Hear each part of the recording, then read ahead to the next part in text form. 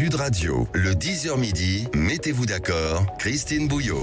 Et avec vous également, si vous le souhaitez, vous réagissez, vous commentez sur les réseaux sociaux, sur notre chaîne YouTube notamment. Mettez-vous d'accord aujourd'hui avec nos 4 débatteurs que je vais vous présenter dans un instant. On va revenir évidemment longuement sur le discours de politique générale du Premier ministre hier, Michel Barnier. Alors, le maître mot, c'est la réduction des déficits, qui est en fait on va dire l'angle d'attaque de toutes les politiques qu'il souhaite mettre sur la table, faire beaucoup avec presque rien. C'est en gros ce qu'il a demandé et proposé aux députés. Michel Barnier trouvera-t-il les compromis pour avancer?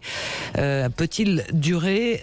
Ça, c'est le style Barnier aussi qu'on va décrypter avec on en parlait tout à l'heure avec Gilles Gansman, cette façon qu'il a eu de répondre aux présidents de groupe qui se sont succédés au perchoir. Et puis on reviendra longuement évidemment sur l'information de la soirée, les chancelleries internationales qui sont toutes inquiètes de la situation au Proche-Orient, cette réplique de l'Iran, Israël qui n'entend pas rester inactif. Est-ce qu'on est au bord d'une guerre totale?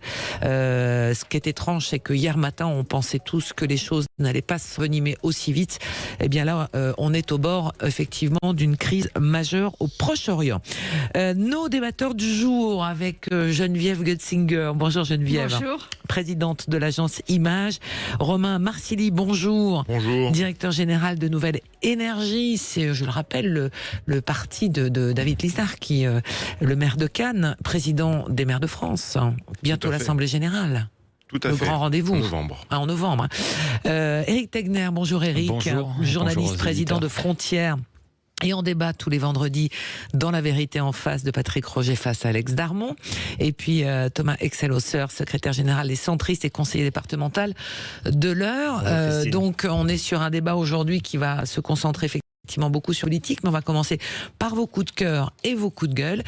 Éric, vous voulez commencer par un coup de cœur? Oui, tout à fait. Alors peut-être qu'on ne sera certainement pas d'accord justement autour de cette table, mais mon coup de cœur va à J.D. Vance parce que cette nuit, il y a eu le fameux débat vice-présidentiel aux États-unis. Du coup, il n'est pas reçu chez nous parce que... Tout à fait. En ce moment, de toute façon, la politique nationale balaye absolument tout, alors qu'on est à peine un mois maintenant, quasiment jour pour jour, des élections américaines qui justement vont être déterminantes pour l'Europe et le monde. C'est une année quand même électorale qui est majeure aujourd'hui. Et donc cette nuit, il y a eu le débat entre J.D. Vance, donc le colistier de Donald Trump, et également Tim Walz, donc qui est le colistier de Kamala Harris. Il s'avère qu'aujourd'hui, les médias américains considèrent que J.D. Vance a été le grand gagnant de ce débat. Alors, plusieurs points à retenir. D'abord, un Tim Walz qui était hésitant au début, qui avait plutôt peur. Un J.D. Vance, pour le coup, qui s'est présenté sur une attitude un peu plus modérée que celle de Donald Trump. Donc, c'est-à-dire pas dans l'invective personnelle qu'on peut reproché par Donald Trump contre Kamala Harris, alors que, il faut dire, J.D. Vance est beaucoup plus conservateur, beaucoup plus, je dirais même réactionnaire que Donald Trump. Et également, il a pu écharper également Tim Walz sur son programme, parce que le grand manque, quand même, le grand absent, qu'on soit d'accord ou pas avec ce que je dis, le grand absent des élections américaines, c'est le débat de fond. On a l'impression de se retrouver un petit peu sur les 2 dernières élections présidentielles en France. On ne parle pas beaucoup de projets. Kamala Harris, depuis qu'elle est portée justement par le Parti démocrate au mois d'août, c'est uniquement de la communication.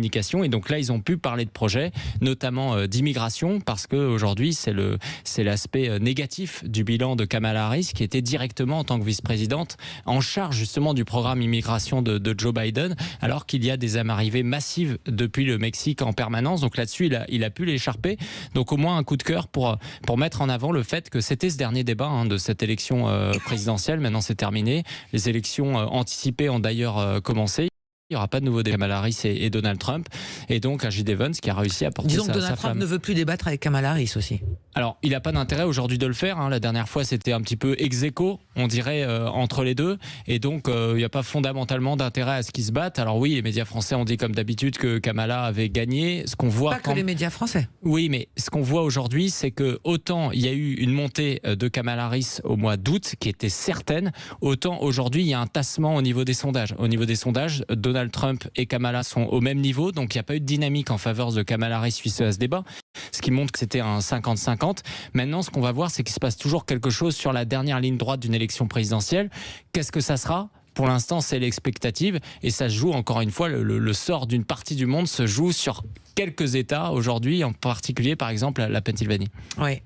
Quelqu'un veut réagir sur cette élection américaine, cette campagne de la présidentielle américaine? Je réagis juste sur ce que vous avez dit, ça passe inaperçu en raison de l'actualité politique. C'est passé inaperçu surtout en raison de ce qui se passe au Proche-Orient. C'est pas l'actualité politique française qui hier a balayé ce débat entre les vice-présidents. C'est ce qui se passe au Proche-Orient, évidemment. Voilà, enfin il me semble. Et on parlera après pour la position américaine sur cette situation au Proche-Orient, parce que c'est quand même très important. On parle un petit peu moins quand même des élections américaines. Ça, c'est une certitude, parce que déjà, on est dans l'attente depuis 3 mois de ce qui va se passer au niveau de est-ce qu'il y a dissolution, pas dissolution, puis qui va être le Premier ministre, qui est le gouvernement, quelle est la politique.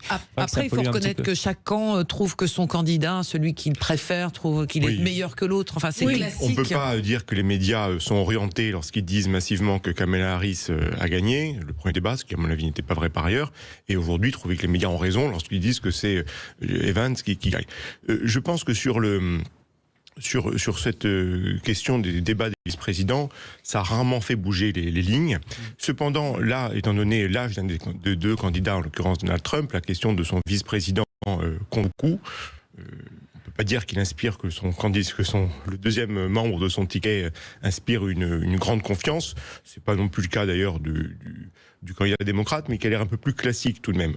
En revanche, je pense qu'on va beaucoup s'intéresser, au-delà de l'actualité au Proche-Orient, à cette élection américaine, bien sûr, dans le mois qui vient. Je pense qu'on aura l'occasion d'en reparler aussi à cette antenne, parce que c'est une élection qui est passionnante. Souvent, beaucoup d'observateurs, notamment en Europe, prennent parfois leur désir pour des réalités, mais c'est une élection qui est très serrée, qui va être très serrée probablement jusqu'au bout, et qui est passionnante, même si, effectivement, on parle peut-être pas beaucoup du programme, en tout cas pas beaucoup en Europe. Il y a quand même des choses, des traits fondamentaux de la culture politique américaine qui se joue, et puis c'est très intéressant, et le spécialiste des médias que vous êtes aussi doit l'observer, en termes de nouveaux médias, une élection qui se joue en partie sur l'IA, c'est la première élection majeure qui se joue aussi avec l'intelligence artificielle, donc comme tout souvent, tous les 4 ans, l'élection américaine est passionnante, et on parlera dans d'autres questions. Et là, vous avez raison, c'est qu'il faut noter que Donald Trump ne fera du coup qu'un seul mandat.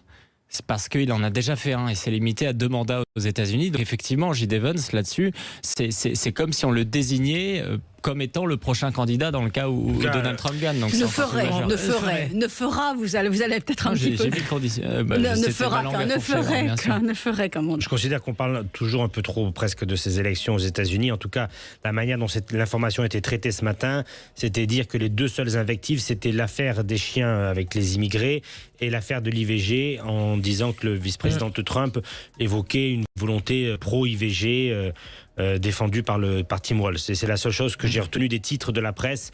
Donc je trouve que ça n'a pas un grand intérêt, la manière dont l'information est traitée. On n'a du coup pas retenu que hier Tim Walz, par exemple, a confondu Israël et l'Iran.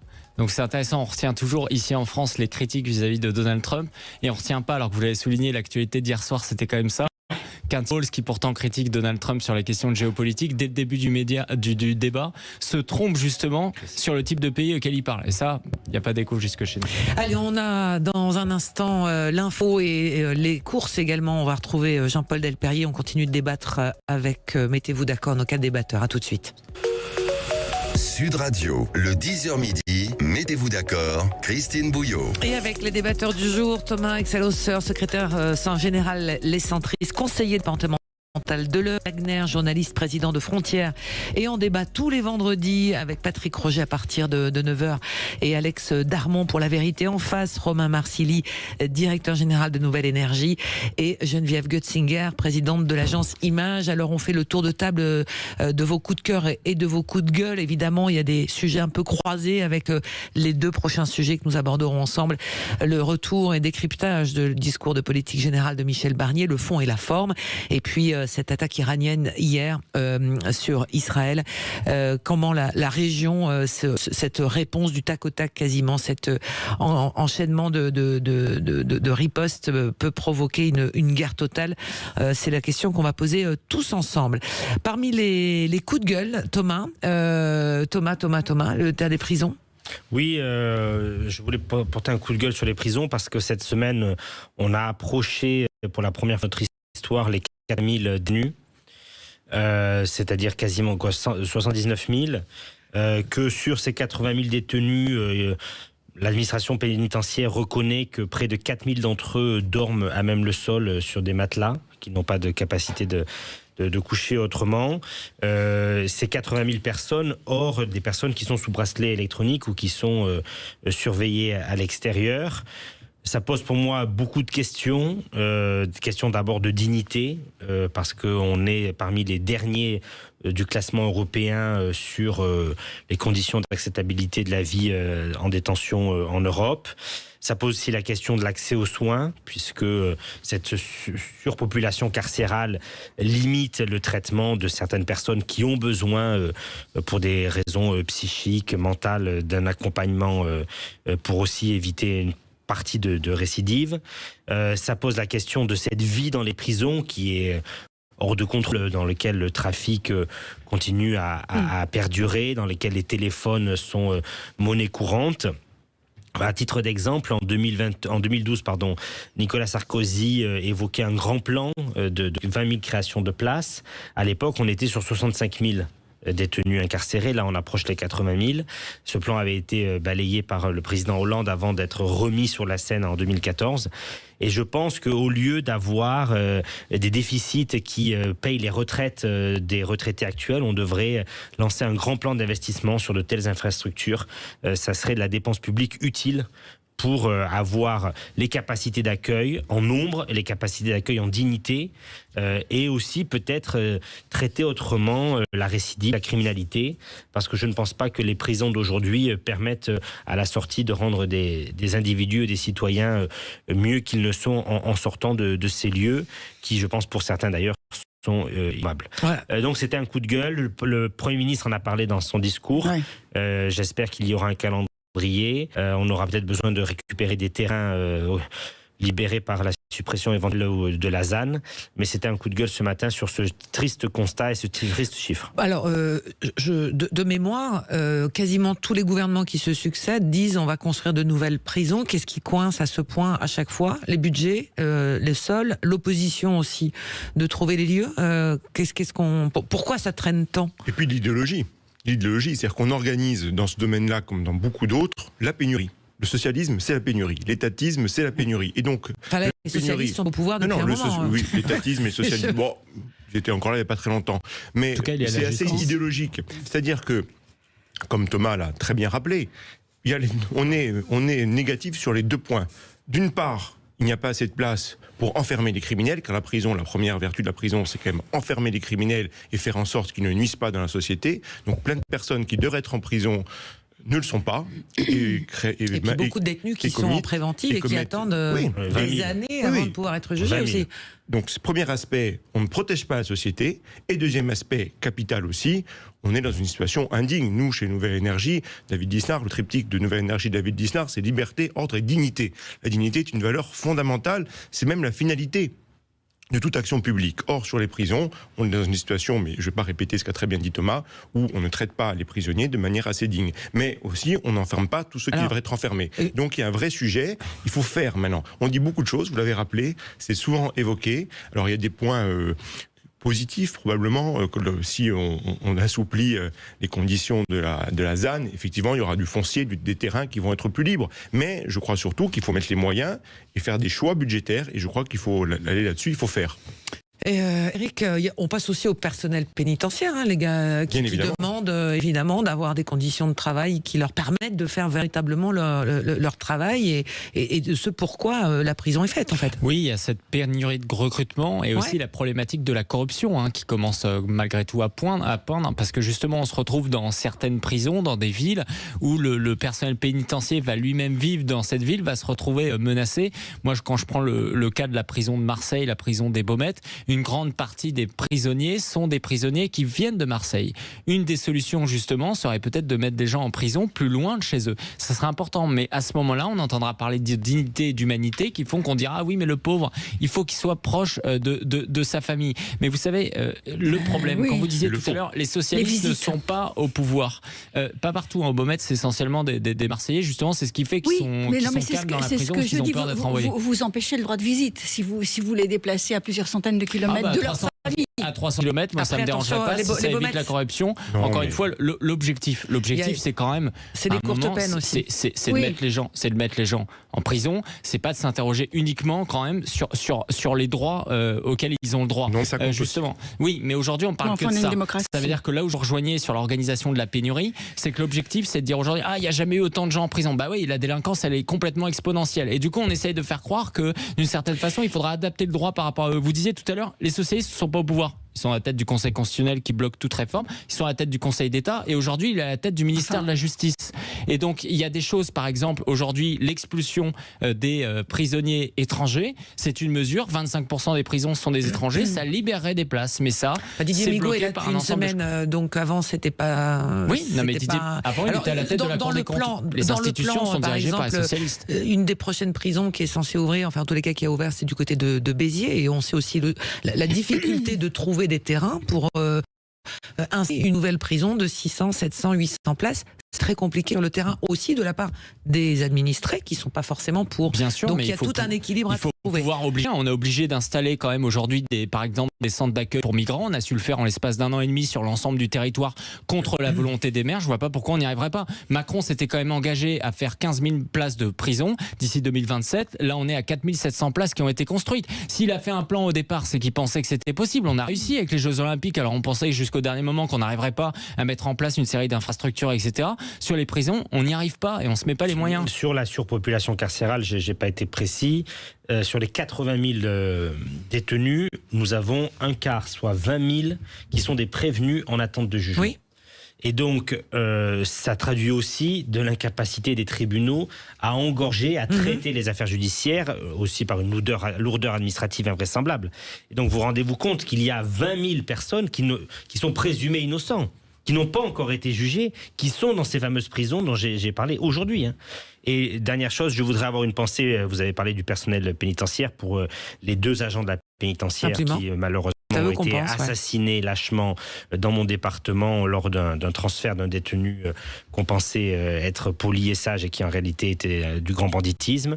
Et donc une pensée pour lui, pour eux, pour leur famille, puisque la personne court toujours et les assassins de ces agents de la pénitentiaire n'ont pas été trouvés ni déterminés. Voilà, donc on va suivre ce plan en prison. Évidemment que Michel Barnier sera confronté à ça dès la première difficulté. Geneviève, la petite musique démarre, donc on va faire une petite pause et ensuite ça sera à vous pour le tour de table des coups de cœur et des coups de gueule de nos 4 débatteurs du jour. À tout de suite sur Sud Radio.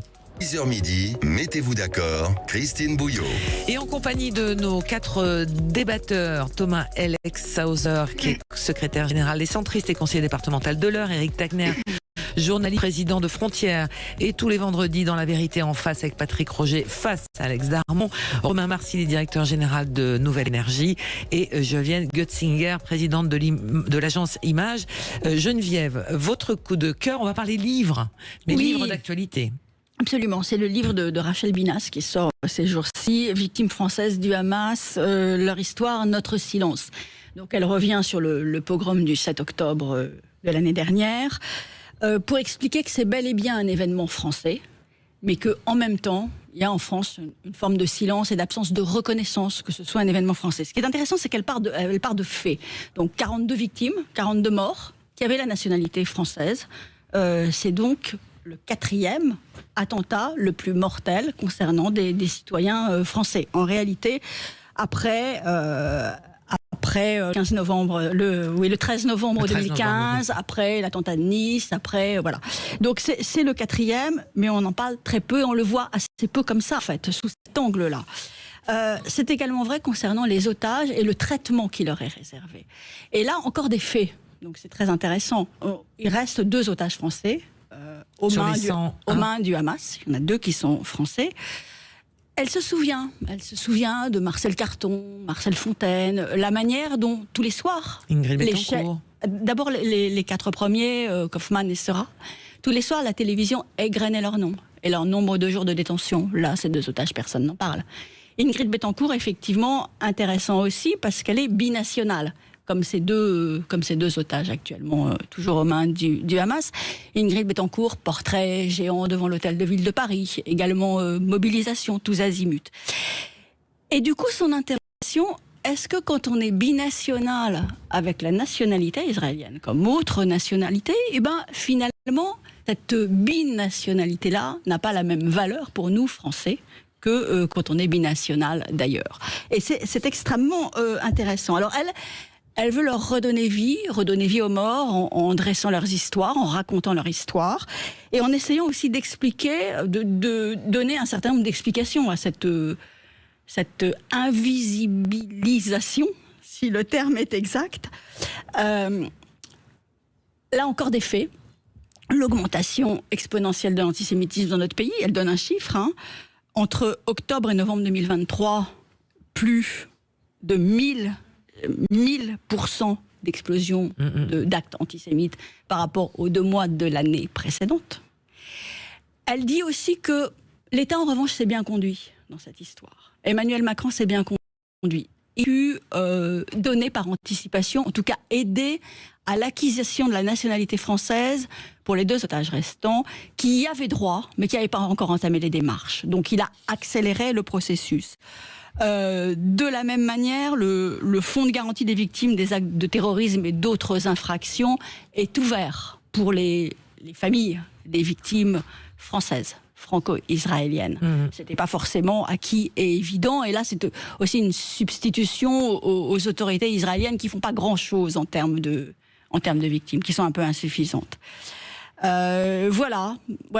Donc, c'est un livre qui est très fort, qui raconte aussi des parcours de vie, qui montre aussi à quel point ces personnes qui avaient immigré en Israël, ou dont les familles avaient immigré pour des raisons très diverses, avaient conservé un lien avec la France, à travers la langue, à travers l'histoire, à travers plein de choses en réalité. Et donc, ce silence est incompréhensible. Oui, qui veut réagir ? Oui, alors je n'ai pas lu le livre que vous évoquez, mais on ne peut que saluer son propos tel que vous le mentionnez. Il y a deux réflexions qui s'imposent. La première, c'est le traitement médiatique. Effectivement, très peu de mentions de ces otages, de ces victimes. Il y a quand même globalement en Occident, ce n'est pas le cas qu'en France, un non-dit, un tabou. Regardez, je ne sais pas si vous l'avez lu, mais je trouve que c'est un des articles les plus hallucinants, j'aime pas ce mot, mais que j'ai pu lire dernièrement. La nécrologie, je devrais dire la géographie du leader du Hezbollah dans le monde. C'était il y a quelques jours. Vous lisez cet article, vous avez l'impression que c'est Nelson Mandela qui est mort. C'est-à-dire, l'accent est mis sur son charisme, son esprit de résistance, le fait qu'il était sympathique, qu'il aimait le football. Vraiment, je vous incite à lire cet article. On croit rêver. Donc il y a quand même, et il y a eu des choses, et il y a eu des choses équivalentes. Il y a eu des choses équivalentes dans le New York Times. Donc il y a, à l'égard du terrorisme islamiste, une bienveillance dans beaucoup de médias occidentaux qui est incroyable. Alors on pourrait l'expliquer, si on avait toutes 2 heures, on pourrait en parler. Il y a une part de haine de soi, il y a une part d'antisémitisme, il y a beaucoup de choses là-dedans. Et puis il y a le côté politique. Il y a quand même des formations politiques. Vous ne pouvez pas dire que les journaux sont antisémites. Vous ne pouvez pas dire que... Je ne dis pas que les médias sont antisémites. Je viens des médias. Je travaille pendant 12 ans dans les médias sont divers. Je dis que dans une partie des médias, y compris... d'ailleurs, c'est souvent ceux qui C'est peut-être le prisme par lequel c'est abordé. C'est souvent ceux qui se disent progressistes, qui ont une bienveillance étonnante à l'égard du terrorisme islamiste. C'est tout. Après, on pourrait évoquer différentes raisons. J'émets l'hypothèse qu'il peut y avoir de l'antisémitisme chez certains journalistes aussi. Sur l'antisémitisme, on revêt malheureusement plein de formes différentes et comme vous l'avez signalé, il est en augmentation dramatique et très inquiétante. Et dans la classe politique, pareil, je ne dis pas que toute la classe politique est antisémite, bien évidemment. Je dis simplement qu'il y a une partie du prisme politique, en l'occurrence à l'extrême gauche, qui n'a jamais mentionné les victimes ou les otages liés après le 7 octobre. Et qui même, par une inversion dégueulasse de la preuve, rend ces personnes-là indirectement coupables. Donc il y a ces 2 prismes-là, et on a envie de lire le livre que vous avez évoqué. une partie de l'extrême gauche, parce que non, mais ce que je veux dire, c'est que c'est tellement sensible que je pense que les mots ont véritablement leur importance aussi. Constamment des précautions de langage non plus. Éric et Thomas. Justement, quand on dit que vous prenez la peine à juste titre de dire qu'il faut faire attention aux mots parce qu'ils ont leur importance. Le Monde, pour aller dans votre sens, c'est quand même aujourd'hui le premier média papier, plus de 500 000 abonnés numériques, le double du Figaro. C'est immense. Et donc quand ils choisissent de faire ce type d'article, de le titrer de cette façon-là comme quelque chose d'objectif, qui va parler énormément de jeunes, des étudiants, parce que Le Monde c'est devenu un journal qui est distribué dans les facs, les universités. Depuis longtemps, depuis très longtemps, bien entendu. Le journalisme, c'était la référence. Je suis complètement d'accord. C'est-à-dire que moi, je suis de droite, je lisais Le Monde quand j'étais étudiant. C'est le journal où, peu importe vos opinions politiques, vous le lisez. Donc quand ils choisissent ça, qu'ils choisissent de le mettre en une, bien entendu que ça pose une problématique. L'autre élément, effectivement, c'est qu'aujourd'hui, c'est de plus en plus difficile de caractériser l'antisémitisme et, par exemple, l'islamisme également. On se retrouve à une époque, et les renseignements le disent, à une époque, il y a 6 ans, 7 ans, lorsque un professeur voyait un élève tenir un propos islamiste, ça le choquait directement. Aujourd'hui, c'est devenu une opinion politique et une opinion géopolitique. C'est de plus en plus difficile. Et étant donné qu'on va finir par insulter tout le monde d'antisémites et d'islamistes, ça finit justement par se diluer. Le seul élément positif, je trouve, qu'il y a là-dedans, depuis 9 mois, depuis 1 an, paradoxalement, c'est que l'antisémitisme qui restait, par exemple, dans une certaine partie de la droite radicale et de la droite, il a été complètement évacué. Parce que, d'une certaine façon, Marine Le Pen s'est mis en avant justement de la défense d'Israël et de la défense des Juifs en France de façon bien plus caractérisée. On a vu des meilleurs Habib qui s'affichaient avec des Jordan Bardella, avec des députés du Rassemblement national. S'il y a un élément positif, et moi venant de la droite, c'est ce que je vois, c'est que tout antisémitisme a été définitivement banni de ce côté-là, même s'il reste Attendons de voir. Même s'il reste Rivarol et compagnie, il y a une part de l'extrême droite qui est profondément antisémite. Il y a 1000 personnes qui d'accord, mais on ne peut pas dire non plus qu'il n'y a plus d'antisémitisme d'extrême droite. Est-ce que j'ai dit qu'il n'y en avait plus? J'ai dit que ça a été définitivement banni du champ politique, bien entendu. Du champ politique, ça existe plus.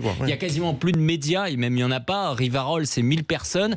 Il n'y a pas de médias digitaux ou autres qui portent ça. Alors que dans un monde numérique, aujourd'hui, cette opinion aurait pu monter. Moi, ça m'a fait peur. Je me suis dit, ça peut ressortir, et ça n'est pas le cas. Et finalement, un Alain Soral aujourd'hui, il est beaucoup plus utilisé par des islamistes à l'extrême gauche que par des gens d'extrême droite. En tout cas, peut-être que vous ne vous enregistrez pas. Il faut être capable de voir qu'il y a une différence. On s'enregistre, bien évidemment. C'est pas aussi simple. C'est aussi quelque chose que je connais bien. Non, on me fait signe que c'est pas possible parce qu'on va faire une petite pause et puis je vous donne promis la parole dès le retour sur l'antenne sur Sud Radio. À tout de suite. Alex Hauser, secrétaire général des centristes et conseiller départemental de l'Eure, Éric Tegner, journaliste, président de Frontières, et en débat tous les vendredis dans La Vérité en face, présenté avec Patrick Roger et face à Alex Darmon, Romain Marcilly, directeur général de Nouvelle Énergie, et Geneviève Götzinger, présidente de l'agence Image. Alors, on avance un tout petit peu dans les sujets parce qu'on veut vraiment revenir sur le discours politique général. On va ouvrir les débats avec vous, Romain, parce que vous aviez un coup de gueule sur, on va dire, le décorum hier à l'Assemblée nationale. Oui, tout à fait. Pour ça, le décorum, on vit un moment quand même très grave. On l'a mentionné d'un point de vue géopolitique. On est dans une urgence budgétaire, on est dans une urgence sécuritaire. Et dans ce moment, qui va être un moment de discussion, certains députés, en l'occurrence les députés insoumis hier, se sont très mal comportés. Je ne sais pas, je pense que beaucoup d'entre vous avez dû être choqués en regardant votre télévision, si vous l'avez vu en direct. Le Premier ministre était constamment interrompu. Une attitude puérile. Alors, c'est normal qu'il y ait des débats vigoureux à l'Assemblée. Très bien, c'est pas un salon de thé à 17h dans le Kent. Très bien, on le conçoit. Mais tout de même, on peut attendre de la dignité, reprenons encore ce mot, dans le débat politique. Et le fait que, à peine il avait commencé son allocution, le Premier ministre Michel Barnier a été constamment interrompu, des invectives minables. Certains députés sont arrivés en retard. Alors, est-ce que c'était pour éviter de faire la minute de silence pour Philippine? Je ne veux pas faire de procès d'intention, mais ils sont quand même arrivés en retard, ce qui est scandaleux. Ils ont, à un moment donné, brandi la carte d'électeur. Quand on sait que ce mouvement, la France Insoumise, soutient les dictatures à peu près partout dans le monde. Mais là, la carte d'électeur, ça compte. Et le brouhaha permanent. Alors, Michel Barnier était assez stoïque, imperturbable. Il traçait son discours, il ne reprenait pas, et heureusement, et ça fait du bien d'avoir cette élégance aussi dans la forme. Mais tout de même, encore une fois, quel comportement désastreux et déplorable. Alors moi, je n'ai pas regardé en direct, mais j'étais avec mes écouteurs à écouter effectivement ce discours. Et c'est vrai que le fond sonore était assez pénible. sur la totalité, 1h30. On disait que ça allait être court. Finalement, il a fait 1h30. C'était plutôt conséquent.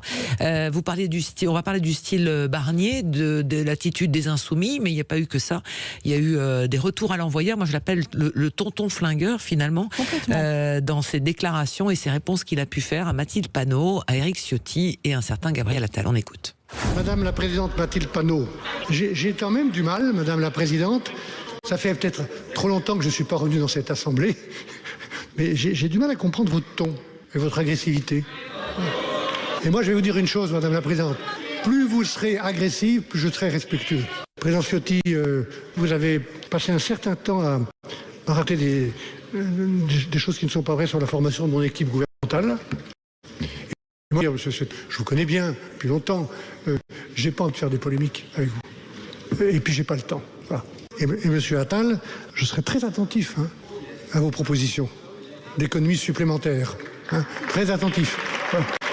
Pour faire face à un déficit que j'ai trouvé en arrivant. Voilà. Geneviève, alors la spécialiste de la com, de l'image que vous êtes, quand on entend ça, on découvre un Michel Barnier qui ne rentre pas dans le jeu. Il rentre pas dans ce jeu-là. Dans ce jeu-là. Il rentre pas dans ce. Non, moi je l'ai trouvé très très fort. Alors plus dans ces punchlines-là que dans la déclaration de politique générale. Mais quand il dit Éric Ciotti, je vous connais depuis suffisamment longtemps. J'ai pas le temps. J'ai pas le temps. Waouh. J'ai pas le temps, c'est extraordinaire. Et le visage de Gabriel Attal qui, en 10 secondes, part de la joie extrême en l'applaudissant à la déconfiture, formidable.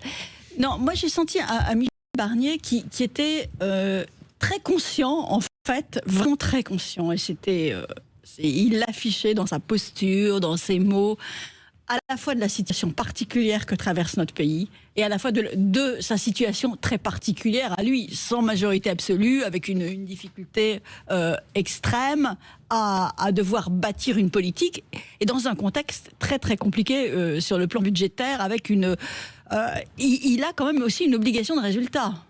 Donc, il essaie de se donner dans sa posture et en donnant des gages finalement un petit peu à tout le monde quand même sur un certain nombre de points. Il a distribué un peu à tout le monde. Ouais. Voilà, à la fois social, à la fois bon. Et en même temps, c'est lui qui est le maître. Aujourd'hui, c'est lui qui décide. Il ne veut pas être prisonnier. Il donne des gages, mais il veut être prisonnier de personne, et notamment pas de ses alliés, notamment pas de ce bloc central dont il dépend aussi. Mais en même temps, il y aura des hausses d'impôts. Et ça, Gabriel Attal, le président de la République, mais il y en a, c'est lui qui décide. Et puis une méthode, moi j'ai été assez sensible au fait qu'il cite Michel Rocard, ça m'a semblé important. Le dialogue et la culture du compromis, j'en ferai une méthode de gouvernement. Ça c'était gauche ? Pas seulement. Les socialistes ? Pas seulement pour la gauche, mais éventuellement également pour Marine Le Pen, sur certaines questions, pour tout le monde en fait. Il a demandé d'ailleurs, il a dit ça ne dépendra que de vous, finalement. Absolument. Thomas, comment vous avez analysé, on va dire, le baptême du feu du Premier ministre ? Ce que j'ai trouvé intéressant, c'était les mots de compromis et d'écoute. Parce que dans le système des majorités absolues des précédents gouvernements, sous Sarkozy, sous Hollande, le Premier ministre, la majorité déroulait le tapis du programme présidentiel, de la volonté de la majorité, sans jamais tenir compte ni respecter aucune proposition ou mesure proposée par l'opposition. C'était on déroule, on se fout de ce que vous avez à dire ou de ce que vous pouvez proposer ou compléter. Et donc j'ai trouvé intéressant qu'il développe l'écoute et le compromis. Et j'espère qu'il va en tenir compte. Et en tout cas, il semble vouloir être disposé à discuter avec tout le monde. Ce qui me paraît très important, c'est avec tout le monde, puisque derrière, il y a quand même des électeurs qui ont mis en place cette assemblée que l'on a là. Aussi, ce que j'ai trouvé intéressant, c'est sa volonté sur la dépense publique. Je pense que jamais on a eu un Premier ministre qui a à ce point dit la priorité absolue de réduire la dépense publique, avec des exemples précis et concrets dès hier. La fusion de Business France avec Atout France, la fusion de certains organismes avec le haut commissaire au plan, il a tout de suite dit voilà par quoi on va attaquer. Et cette volonté de dire on va baisser les déficits avec 2/3 sur la dépense publique, il l'a prononcé de manière très forte.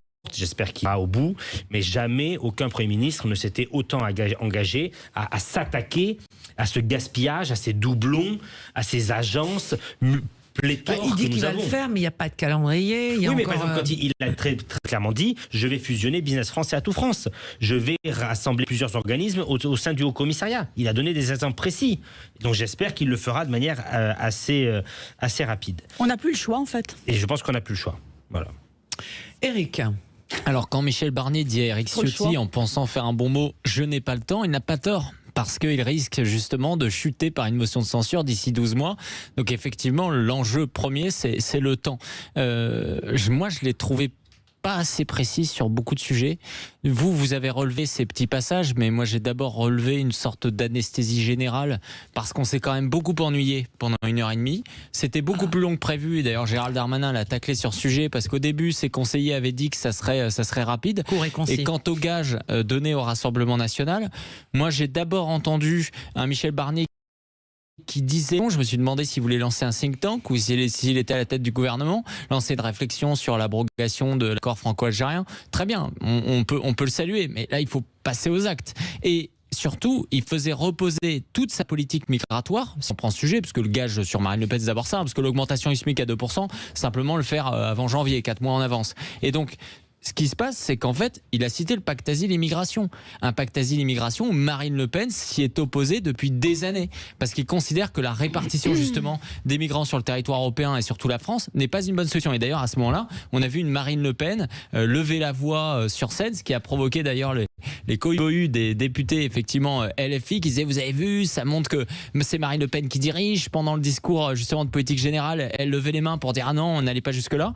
Moi, je trouve que sur ce sujet-là, ça reste assez fébrile parce que le premier thème qui est le thème budgétaire, et vous aviez raison, c'est ce qui va tout conditionner le reste. Il n'a pas clairement dit que l'augmentation promise l'année dernière sur le ministère de l'Intérieur et de la Justice, ça veut dire jusqu'à 7%, elle est maintenue à 7%. Et chiffre. À 5% comme prévu. Oui, mais c'est ça qui va compter en fait. Ça quand ça on vient parle dans de le budget. deuxième temps. Le budget, c'est la semaine prochaine. Oui, à partir de 9 octobre. C'est intéressant parce qu'avant c'était le 9 octobre, maintenant c'est à partir du 9 octobre. Ça rappelle pour moi 2 points, c'est que 1, Michel Barnier n'a pas véritablement la main en raison du fait qu'il a été nommé tard, que Bercy avait déjà préparé l'ensemble des éléments dans les cartons, donc il est bien obligé d'avancer. Et deuxièmement, on comprend quand même, à travers cet éclaircissement, pourquoi Emmanuel Macron a dissous.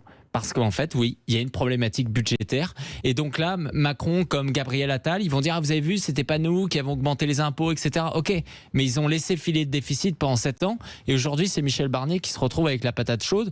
Là, de ce côté-là, je trouve ça un petit peu lâche de leur part. Thomas, je pense que c'était aussi important qu'il donne sa vision des choses, puisque c'est quand même lui qui gouverne la France. Désormais, il a été nommé. Il est au poste.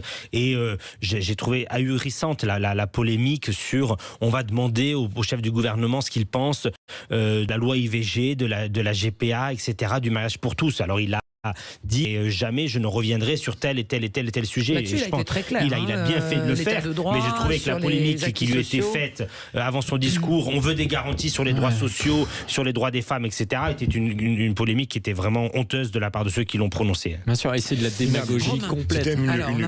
C'était même une polémique minable. Limite, on se demandait s'il n'allait pas exiger de Michel Barnier l'assurance qu'il n'allait pas revenir sur le droit de vote des femmes. Voilà. Donc c'était délirant cette polémique, mais c'est intéressant que cette polémique ait existé. Parce que vous avez parlé de lâcheté, moi je parlerais plutôt d'hypocrisie. Il y a quand même dans certains membres éminents de l'ancienne majorité le refus de comprendre qu'ils ont créé une telle dette. Qu'est-ce que la dette si ce n'est qu'une fiscalité future? Systématique. La dette, c'est de la fiscalité, surtout dans cet ordre-là. La dette, c'est une future fiscalité, alors à plus ou moins long terme. Et en l'occurrence, le long terme, c'est notre génération, les générations qui viennent. Donc ça, c'est totalement hypocrite. Alors, sur le discours, il dit on va augmenter les impôts, une contribution temporaire et exceptionnelle aux très très hauts revenus, ça vous choque ou pas? Quels sont les très hauts revenus? Alors, il n'a pas chiffré. C'est toujours dangereux. C'est toujours très dangereux. Lorsqu'on ouvre la boîte de Pandore. 250 000 euros par an pour une personne seule sans enfant. Il n'a pas vraiment dit. C'est pas des chiffres qu'il a dit. Donc, en revanche, il faut être très vigilant parce que justement, c'est l'ouverture d'une boîte de Pandore. C'est-à-dire lorsqu'on commence à parler de fiscalité, surtout dans une assemblée telle qu'elle est, avec une telle composition, on peut imaginer que lors des débats parlementaires, ça va être souvent le concours à qui va charger la barque. On peut s'attendre à ça, d'autant plus qu'il y a des accords entre l'extrême gauche et l'extrême droite là-dessus, avant même qu'on connaisse selon du Premier ministre, le Rassemblement national avait dit que, sur certaines mesures, il serait proactif. Par exemple, l'augmentation de l'ISF, etc., ou la fin de l'abrogation de la réforme des retraites. Donc, il faut être très très vigilant sur la question des impôts, la question de la fiscalité, car ce n'est pas le problème. Le problème, et Michel Barnier en a parlé, il aurait pu plus en parler peut-être, et on verra dans les prochains temps ce que ça va donner en termes d'actes. Le profond problème, c'est la réforme de l'État, la réforme du périmètre de l'État. On ne peut plus faire des petits bouts de réformes. Il faut des réformes structurelles extrêmement fortes. C'est ce que nous proposons chez Nouvelle Énergie. Il y a des bonnes orientations. J'entends ce que vous dites. Ce qu'on entend aussi sur le terrain de la part des Français, c'est qu'il n'y a plus d'État. En tous les cas, il n'y a plus de service public digne de ce nom pour répondre à leurs préoccupations. Donc comment on réduit, comment on fait, comment on envoie un message positif en disant on va réduire et on va dire effectivement l'État doit faire des efforts et en même temps, parce que désolé d'utiliser ce terme-là, on va maintenir des bureaux de poste, des maternités, des classes dans les milieux où effectivement on a besoin de garder son école au complet parce que c'est aussi ça la République. Non, mais la pression fiscale est de plus en plus insupportable dans ce pays. En même temps, les services fonctionnent de moins en moins. Alors, où va l'argent? Non, mais elle va dans une dette qui est incontrôlée, incontrôlable. Dans une bureaucratie souvent inutile. Donc quand le Premier ministre dit on va demander à tout le monde de faire un petit effort, est-ce que ça vous choque? Non, moi ça me choque pas et j'ai vu certains patrons qui ont dit on est prêt à donner davantage à condition que l'État se réforme, comme le disait très justement Romain Marcilly, mais qu'elle puisse réduire son train de vie et engage des économies, de la baisse de la dépense publique. Le Premier ministre a appelé hier, il y a eu 300 milliards de dépenses sociales supplémentaires en l'espace du quinquennat et demi que nous venons de vivre. Nous avons un poids de la dette qui est devenu abyssal. On a 70-80 milliards d'euros par an qui partent uniquement dans les intérêts. On emprunte plus haut que l'Espagne et la Grèce. Et ça, je dois le dire, à la majorité précédente. On fait une pause. On continue d'en parler. Il y a tellement de sujets, effectivement, qu'on aurait pu continuer comme ça. On y reviendra aussi demain, mais effectivement, on y revient dans un instant. On va parler de la loi ZAN aussi, de la simplification, parce que le logement aussi fait partie des préoccupations des Français aujourd'hui. Est-ce qu'on va réussir à relancer la politique du logement assez rapidement? À tout de suite. Sud Radio, le 10h midi, mettez-vous d'accord, Christine Bouillot. Allez, dernière ligne droite avec Thomas Elexhaus, Eric Tenner, Romain Marcilly et Lev Götzinger. Une dernière salve sur ce discours de politique générale. On n'a pas le temps de tout traiter, malheureusement. On y reviendra dans les vraies voix, dans toutes les émissions d'infos sur Sud Radio et encore certainement demain.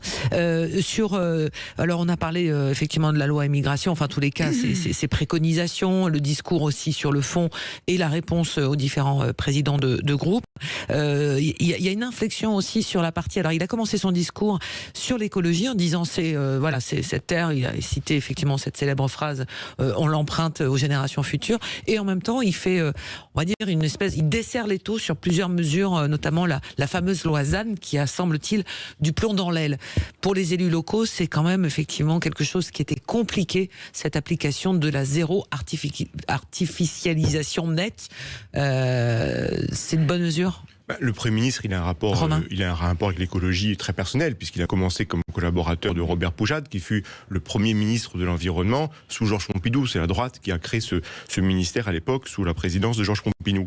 Ce qu'il a dit sur la ZAN fait partie d'une philosophie et, à mon avis, de très bonnes orientations, dans le sens d'une débureaucratisation du pays, dans le sens davantage de confiance dans la relation de travail avec les collectivités locales et avec les communes en particulier, et dans le cadre d'une volonté de de relancer, on va dire, une vraie décentralisation. Donc tout cela s'inscrit dans ce cadre, ça fait partie des bonnes orientations avec ce qu'on a évoqué sur la réforme de la justice pénale, notamment celle des mineurs. Ce sont beaucoup d'idées qu'on défend énormément chez Nouvelle Énergie autour de David Lissard. Donc nous, on est content qu'elles soient évoquées. Après, comme je l'ai dit, maintenant, c'était un premier discours. Il faut voir la concrétisation politique, les actes. Il faut voir aussi le débat parlementaire avec vigilance sur la fiscalité, parce que ça peut être vraiment quelque chose qui flingue l'économie du pays. Thomas. Oui, sur le logement, il a fait des propositions concrètes vis-à-vis des bailleurs sociaux, l'accession à la propriété, la généralisation du prêt à taux zéro. Je pense que quand on parle de pouvoir d'achat, le logement, c'est une pierre angulaire au sujet. Et le fait d'avoir créé avec Valérie Létard, que je salue, un ministère plein et entier du logement, et il faudra des résultats bien sûr, mais c'est très important parce qu'aujourd'hui, il y a une pénurie absolue de logements. Chez moi, dans ma commune, nous avons des listes d'attente invraisemblables sur une commune de 4900 habitants. Et ça pèse très lourdement dans le pouvoir d'achat des Français, puisque ça pèse 30% de leur pouvoir d'achat et de leurs dépenses. Et je pense qu'on pourra répondre aussi aux enjeux de pouvoir d'achat avec une politique ambitieuse de création de logements très forte. Oui, dans peu de choses à part les 2%, vous disiez Eric, effectivement, sur le SMIC qui va être avancé de 2 mois. Il y a de lignes, en tous les cas, on sent que la balle est dans le camp des partenaires sociaux de la ministre aussi qui est en charge de ça, sur la question des salaires, de cette trappe que sont les aides parfois pour désmicardiser la France. Bien sûr. Alors après, il a mis définitivement fin à la réforme de l'assurance chômage. Que Gabriel Attal déjà va enterrer. J'ai pas compris ça. Moi, j'avais compris qu'il c'était à nouveau à rediscuter entre partenaires sociaux. Ce que j'ai compris, c'est que la discussion aussi allait concerner également les questions d'allègement de charges, etc. Mais moi, mon avis sur ce point-là, ça va pas. Voilà. Mais vous avez certainement raison. Mais ça m'avait pas l'air extrêmement convaincant sur le fait qu'ils voulaient aller au bout. Et d'ailleurs, début juillet, c'était le premier gage qu'ils avaient donné avec Gabriel Attal. Pour le pouvoir d'achat, moi, ce qui m'inquiète plus, c'est les taxes. On sait très bien qu'à chaque fois, les taxes, pour le coup, même si c'est pas mis dans le budget, etc., ça peut être décidé. On peut décider d'une augmentation. Déjà, sur l'énergie, ça a été annoncé que ça va être rétabli à ces niveaux d'avant. Et lorsque vous parlez effectivement du pouvoir d'achat sur la question du logement, elle est globale. C'est pas uniquement le logement, c'est toutes les charges qui vont derrière, l'électricité, etc. Et pour rebondir sur cet élément-là, pour moi, c'est le point de faille le plus prégnant d'Emmanuel Macron, qui quand même avait été élu sur la question de la mobilité. Et on sait aujourd'hui que le chômage qui reste, c'est aussi pour des raisons de mobilité. Quand on va vous dire demain, on l'a vu, vous allez me dire, je parle toujours de ce sujet, mais on parle de la loi immigration. Souvent, l'aspect, c'est de dire, oui, mais on a besoin d'étrangers pour venir faire des emplois dans le BTP ou encore femmes de ménage, etc. Et la restauration. Mais dans le même temps, on voit qu'il y a énormément de gens qui sont encore au chômage, dont des étrangers 400 000 qui sont au chômage aussi. Pourquoi, en fait, ces personnes-là, souvent, ne vont pas prendre les emplois qui sont non pourvus? Et tout le monde a des problèmes d'emploi non pourvus. Parce que les horticulteurs, ils peuvent pas trouver un logement. La rue pour aller. Mais ils vont pas trouver un logement parce que, par exemple, faire 1 heure de route au lieu d'une demi-heure, étant donné que le plein est à 2 €, ça coûte bien plus cher. Ça, mais Emmanuel Macron l'avait identifié dès 2016. La mobilité, c'était dans son cœur de sujet. Et il n'a pas avancé. Moi, pour vivre en proche banlieue parisienne, depuis 9 mois justement, dans un endroit qui devait être restauré. Le logement a été fourni au bout de 2 ans, avec 2 ans de retard. La cité, en fait, je me retrouve dans une cité aujourd'hui. On est le seul logement neuf dans la cité, qui devait être détruite déjà il y a 1 an. On nous annonce que ça sera fait dans 3, 4 ou 5 ans. Donc il y a tous ces éléments-là justement qui ne fonctionnent plus, parce qu'au niveau du BTP, aujourd'hui, énormément de petites entreprises, des TPE aussi, ont fait faillite et font entraîner des retards. Vous vous retrouvez sur la construction d'un logement et à la fin, la petite boîte de peinture qui a fait faillite retarde de 6 à 9 mois ces différentes constructions de logements, avec toutes les problématiques financières pour ceux qui deviennent propriétaires, parce qu'ils découvrent qu'en fait, c'est eux qui vont devoir commencer à rembourser leurs prêts bancaires, etc. Parce que de toute façon, les promoteurs, ils sont bien protégés par les alinéas en fin de contrat. Voilà, c'est énormément de choses qui, en fait, à un moment, fait que la personne qui n'a pas prévu de payer 1 000 ou 2 000 € en fin d'année se retrouve justement asphyxiée au mois de décembre, parce que c'est tous ces petits éléments. C'est pas la hausse d'impôt sur le revenu, en fait. C'est tout ça au niveau du pouvoir d'achat. Allez, on a malheureusement que très peu de temps. Je voulais avoir l'avis de Geneviève sur la situation là aujourd'hui, cette attaque réponse Liban. Non, mais simplement. Oh là. On approche du 7 octobre aussi, de cette date anniversaire, etc. Je pense qu'il y a beaucoup d'émotions aussi par rapport à la situation qui peut se situer au Proche-Orient. Je ne sais pas ce que vous en pensez, mais il faut être extrêmement vigilant. Quel est le poids de la France dans toutes ces discussions qu'il y a? Emmanuel Macron a condamné les attaques de l'Iran contre Israël hier soir.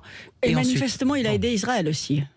Manifestement, la France a apporté hier une aide aussi à Israël. Mais j'ai l'impression que la France compte malheureusement aujourd'hui peu dans la solution du problème.